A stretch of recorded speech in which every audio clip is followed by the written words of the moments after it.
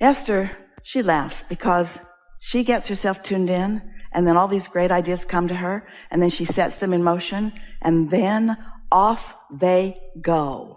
And just witnessing the results of them is way more than a full-time job.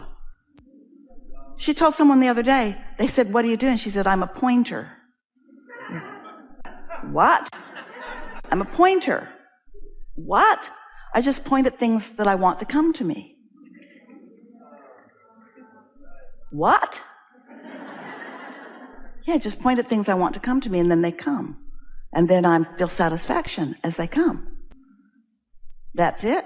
Oh no, because the more of them that come, the more I point. And the more I point, the more it comes. And the more that come, the more satisfied I feel. And every now and again, I get out of whack, and then I point myself to more satisfaction. Well, Esther, you seem like a pretty lazy girl. Yeah, I don't pay any price at all. I don't suffer. I don't sacrifice. I just point. That way. Towards satisfaction. And so if you're a recovering doer, then you might be a recovering justifier of action in order to compensate or justify why good things are coming to you. And we do think it's a good idea that you get over that, because if you're a doer, you just can't create very much through doing. But if you are a pointer and a feeler and an aligner and a harnesser of the energy that creates worlds, and then a pointer, you're making big things happen in this world. Mm-hmm. Thank you. And so taking that and applying it to finances, I've noticed a pattern where I'll be in my vortex. Can you feel how she's locked into a thought that's not serving her? Yeah. Why are we talking about? Pointed and said, I want a publisher to publish this book because it was too much effort. Or I got the clarity through. But feel how muddy all of that is. Okay. I want that because I don't want that, and I want that because I don't want. So you're pointing all over the place. Yes. If your pointer were a machine gun, everybody would be dead. Okay. So this is what I want. This is what I want help focusing on, so that I am more clear on where I'm pointing my pointer. This game that we played here today about the satisfaction factor, you just want to point at what feels satisfying. So publisher feels satisfying until you think I can't get one, or I haven't gotten one yet. Either turn that into something that feels more satisfying, or point at other things that already are satisfying. You see, this is the thing that most people don't get. And once they get it, things start clicking into place.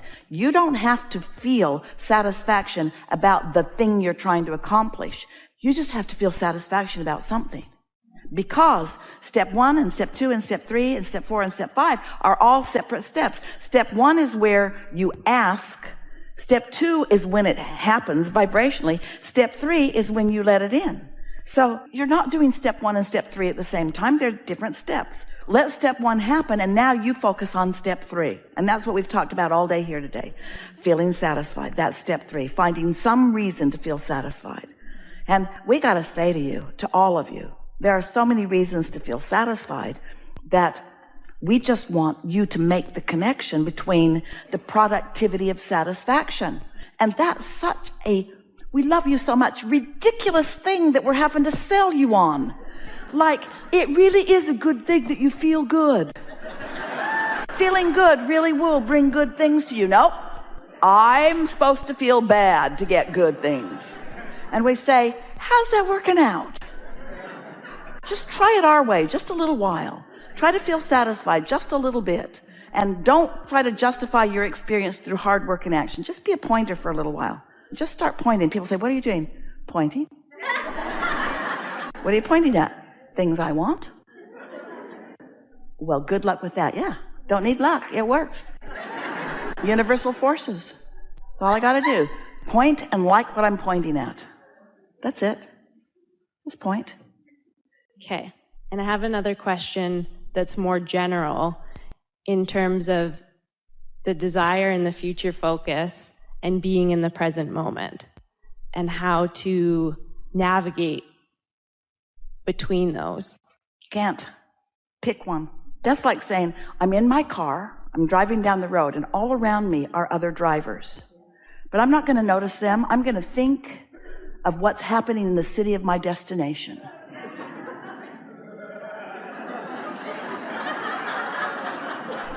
And then after the ambulance picks you up and they give you drugs, all of your power's in the now. And so here's the answer to your question. If you want to think about the future, and it's a fun thing to think about, just acknowledge that you're doing it in the now. So in the now, point at things in your future that you want to live. And let it be not just tangible things. I want to be rich, not just that. That's good though. Choose that. Plenty of money, lots of freedom, lots of sense of satisfaction, a keen sense of who I am, a feeling of invincibility, a recognition that I have value, a strong sense of worthiness, an awareness that my inner being is working with me. I want to feel what my inner being feels about whatever I'm pointing at. I want to point in the direction of what my inner being is pointing at. I want to feel exhilaration about life. I want to wake up feeling eager. I want lots of satisfying things to move through my day. I want an awareness of satisfaction turning to more and more and more and more and more. I want to be consciously aware of when I feel good, the way law of attraction responds to that good feeling. I want to know for sure myself the distinction between just feeling relief of letting go of some resistance and letting go of all of it and in being in satisfaction. And then I want to start acknowledging the momentum that ensues from being more and more often in a completely non-resistant state. I want to find moments in every day, 20 or 30 minutes if I can find them, early in the day if possible, to sit and quiet my mind completely. Because when I quiet my mind by focusing on something like the air conditioner or my own breathing in and out, that's a good one. As I focus upon things that don't require much concentration, and I discover that sense of detachment. In that absence of thought, there will be absence of resistance. In an absence of resistance, there will be a rising of my vibration. And in a rising of my vibration, there'll be a connection with Source. And in a connection with Source, there will be satisfaction in this moment. And when I come out of meditation, all tuned in, tapped in, turned on, and I have an impulse, something that just seems like a good idea to go do it, and I do it, and then I see the immediate payoff for having done it. Now I'm really putting together the absence of resistance and the presence of consciousness flowing to me. Then I start to acknowledge and know for sure myself that my inner being is watching me, knows where I am, knows what I want, and is pointing. I just have to point in the direction that my inner being is pointing and pay attention to where my inner being is pointing. And if I point in a direction that my inner being isn't pointing, dun, dun, dun, no satisfaction. But when I point in the direction that my inner being is pointing, I feel some form of satisfaction, all the way up to this feeling that wild horses could not keep me from it. When you get in sync with your inner being who is adoring you, when you get in sync with your inner being who has experienced the benefit of all that you've lived, your past, present, and future become something that you can get your thoughts around right here and now. Just remember that your vortex is a vibrational reality that is real, and that it is from manifested point of view. It is your future, but it doesn't feel like your future to your inner being. It feels like your present. So if you keep making it feel like future instead of feeling like present, in other words, do you see what we've talked about here today? By caring about feeling satisfied, you've made what's in your vortex present tense for you. Because I can feel it now. Satisfaction, I can feel it right now. Can't deposit the checks in the bank, but I can feel satisfaction. Did you get what we just said? By looking for satisfaction and finding it, you've turned your vortex into real-time present tense. So now you're in sync with your inner being, and now when your inner being and you point, things happen. And others who are watching you, they think you're magic. They think you have an advantage that they may or may not understand.